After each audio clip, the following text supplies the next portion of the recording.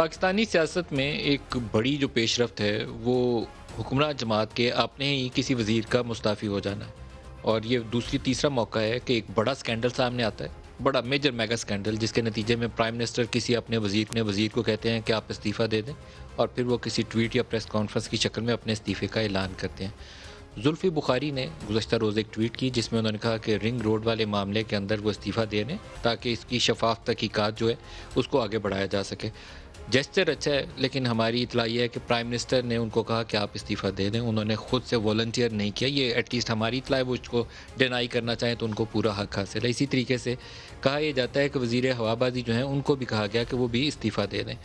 اب اس کے پیچھے کہانی جو ہے وہ اتنی لمبی ہے کہ وہ اس کا سرا آپس میں ملانا مشکل ہو جاتا ہے کہ کہاں سے شروع ہوئی کہاں ختم ہوئی۔ جو تحقیقاتی رپورٹ کی پوری تفصیل تھی اس کا ایک پیرا ہے، اور وہ پیرا ہم سکرین پہ ڈالیں گے، جہاں سے اس کا زلفی بخاری کا لنک اسٹیبلش ہوتا ہے۔ زلفی بخاری کی سنگ جانی والی سائٹ کے اوپر ان کی ننیہال کی ہزاروں ایکڑ زمین ہے، اور یہ پورا جو راولپنڈی رنگ روڈ کا پروجیکٹ تھا، جب اس کی الائنمنٹ کے اندر تبدیلی کی گئی تو دو لوگ براہ راست نام لے کر اپوزیشن اور تحقیقاتی جو ادارے تھے ان کی جانب سے ہمارے رپورٹرز کو اطلاع آنی شروع ہوئی کہ دو لوگ اس کے اندر بینیفٹ کر رہے ہیں۔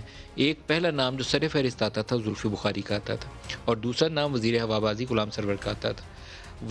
غلام سرور کا نام رپورٹ کے اندر ہمارے پاس نہیں ہے، لیکن جو 7-8 اسکیمیں اس کے اندر آئیڈینٹیفائی کی گئی ہیں ان میں سے کم از کم ایک اسکیم ایسی موجود ہے جو براہ راست ان کی طرف جوڑی جاتی ہے۔ جو لوگ اس کی تحقیقات کر رہے تھے، جو اس سے منسلک تھے، وہ ہمیں آگاہی اس سے تو یہی ملتی ہے۔ جو پیرا زلفی بخاری کو لنک کرتا ہے وہ توقیر شاہ کے حوالے سے، اور توقیر شاہ بڑا ان کا نام سامنے آیا ماڈل ٹاؤن کے واقعے کے حوالے سے۔ ماڈل ٹاؤن میں جو کچھ ہوا اس وقت سب کچھ نے کہا کہ شہباز شریف وزیر اعلیٰ تھے، ان کے رائٹ ہینڈ مین توقیر شاہ تھے، اور توقیر شاہ اور شہباز شریف ذمہ دار ہیں ہر اس کام کے جو کچھ ماڈل ٹاؤن میں ہوا۔ آج تک اس کا نتیجہ کچھ نکلا نہیں ہے۔ پی ٹی آئی کی حکومت بھی 3 سال سے چل رہی ہے۔ میری بڑی امید تھی اور دعا تھی کہ اللہ کرے کہ ماڈل ٹاؤن جیسے ساہیوال جیسے جو انسیڈنٹس ہیں، عمران خان کم از کم ایک معاملے کے اوپر تو کریڈٹ لے سکتے ہیں کہ میں نے ان چیزوں کے اوپر ایسی تحقیقات کی کہ اصل جو مجرم تھا اس کو کیفر کردار تک پہنچایا، لیکن نہیں ہو پائی۔ توقیر شاہ کا نام اس رپورٹ میں بھی آیا، اور پہلے تو ہمیں یہی نہیں تھا پتا کہ زلفی سے اس کا لنک ہے۔ پھر ہمیں معلوم ہوا کہ ان کے ننیال سے ان کے ماموں لگتے ہیں، ان کا رشتہ کچھ ایسا ہے، کزن وزن لگتے ہیں۔ واجد بخاری کے جو مسز ہیں، جو والدہ ہیں زلفی بخاری کی، ان کے کزن لگتے ہیں، اور وہ اس رشتے سے ان کے ماموں لگتے ہیں۔ تو یہ سنگجانی والی سائٹ پہ جو ان کی زمینیں ہیں تو وہاں سے زلفی بھی بینیفٹ کیے ہیں، اور جو ایئرپورٹ والی سائٹ سے وہاں سے غلام سرور بینیفٹ کیے ہیں۔ پیرا کہتا ہے کہ توقیر شاہ جو ہیں رنگ روڈ یہ رینٹ سیکنگ ایکٹیویٹیز میں ملوث تھے، اور ان کے ایک پبلک آفس ہولڈر جو ان کے عزیز ہیں اس کے ذریعے وہ انفلوئنس کرنے میں کامیاب ہوئے۔ یہ اس رپورٹ کے صفحہ نمبر 20 کے اوپر یہ پیرا ہے جہاں سے ڈائریکٹلی وہ ریلیشن شپ انہوں نے اسٹیبلش کر دیا۔ لیکن اس کے اوپر انصار عباسی کی اگر رپورٹ سامنے رکھیں جو آج دا نیوز اور جنگ میں ان کی رپورٹ چھپی ہوئی ہے، تو وہ اس رپورٹ کے اوپر بھی ان کو کور اپ نظر آتا ہے جو انصار نے رپورٹ دیا، کیونکہ ان کا خیال یہ ہے کہ 3 رکنی تحقیقاتی رپورٹ کمیٹی بنائی گئی تھی، اس کے بعد ایک ہی رکن کی رپورٹ کو کافی جانتے ہوئے سارا کچھ کیوں کر لیا گیا، باقی 2 کی رپورٹ کدھر ہے؟ یہ بڑا امپورٹنٹ کویسچن ہے کہ چیف منسٹر نے، چیف سیکرٹری پنجاب نے، ساروں نے صرف ایک ہی بندے کی بنائی ہوئی رپورٹ کے اوپر کیوں ریلائی کیا؟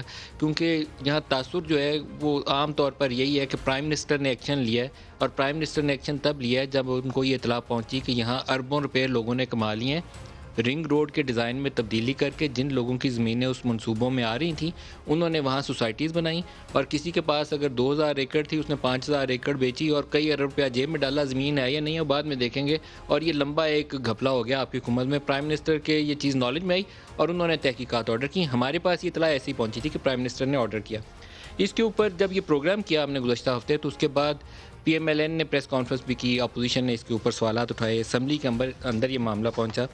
تو P T I Pakistan Muslim League Nawaz سے گزشتہ ہفتے ہمارے پاس پروگرام میں تشریف لائے تھے طاہر اللہ طارڑ، اور انہوں نے کہا تھا کہ ایک میٹنگ میں پرائم منسٹر کا حوالہ آتا ہے۔ تو میں نے کہا تھا کہ مجھے وہ ڈاکومنٹ دیں کہ پرائم منسٹر کا حوالہ کہاں سے آتا ہے۔ تو انہوں نے ایک ڈاکومنٹ ہمیں بھیجا ہے، اور یہ رپورٹ ہے جی جو ظاہر کرتی ہے کہ meeting on ring road and Margalla highway, a meeting to discuss ring road and Margalla highway was held on 28 January 2021۔ یہ اسکرین پہ لیٹر ڈالیے گا جی، روک کے رکھیں اس کو۔ Under the chairmanship of Prime Minister, after detailed deliberations, the following decisions were taken۔ اور وہ decisions کے آگے ڈیٹیلز یہ ہے کہ یہ جو مارگلہ سائٹ پہ اس کی ایکسٹینشن ہے اس کے اوپر ریسورسز جو ہیں سی ڈی اے پرووائڈ کرے گی، بعد میں رائٹ آف وے جو ہے وہ حاصل کیا جائے گا، اور اس طرح کی ڈیٹیلز ہیں۔ اور یہ ڈیٹ جو اس کے اوپر ہے وہ 28 جنوری 2021 ہے، 28 جنوری 2021۔ یہ اچانک سے کوئی چیز سامنے نہیں آئی ہے، لیکن جو میں آپ کو ابھی تک وہ چیزیں بتا رہا ہوں جو ہماری نالج میں آئیں اور پھر ہم نے رپورٹ کی، اس کے بعد یہ کاغذ پتر سامنے آنا شروع ہوئے ہیں کہ prime minister was not fully in picture کہ یہ الائنمنٹ تبدیل کر کے کچھ لوگوں نے کیسے پیسہ کمایا۔ جب ان کے نالج میں یہ چیز آئی، پھر انہوں نے زلفی بخاری سے بولا کہ اسٹیپ ڈاؤن کرو، ریزائن کرو جب تک تحقیقات نہیں ہو جاتی۔ اور آج کی اطلاع یہ ہے، یہ ہمارے رپورٹر ہیں عباس شبیر، انہوں نے اس پہ خبر بھی فائل کی ہے کہ وزیر ہوابازی جو تھے وہ اپنا کیس دفاع کرتے رہے میٹنگ کے اندر۔ انہوں نے کہا کہ مجھے تو پنجاب حکومت نے پھنسایا، میرا اس میں قصور ہی نہیں ہے۔ پرائم منسٹر کی جانب سے کہا یہ جا رہا ہے کہ دونوں کو استعفیٰ دینے کے لیے کہا گیا، زلفی کو بھی اور غلام سرور کو بھی، اور غلام سرور نے اسٹیپ ڈاؤن ابھی تک نہیں کیا۔ غلام سرور کو تو اصولی طور پر جس دن انہوں نے پی آئی اے بٹھائی تھی اس دن استعفیٰ خود نہ دیتے تو پرائم منسٹر کو ان کو تاحیات پابندی کے طور پر سیک کرنا چاہیے تھا، کیونکہ اس سے بڑا پاکستان کا نقصان ہو نہیں سکتا۔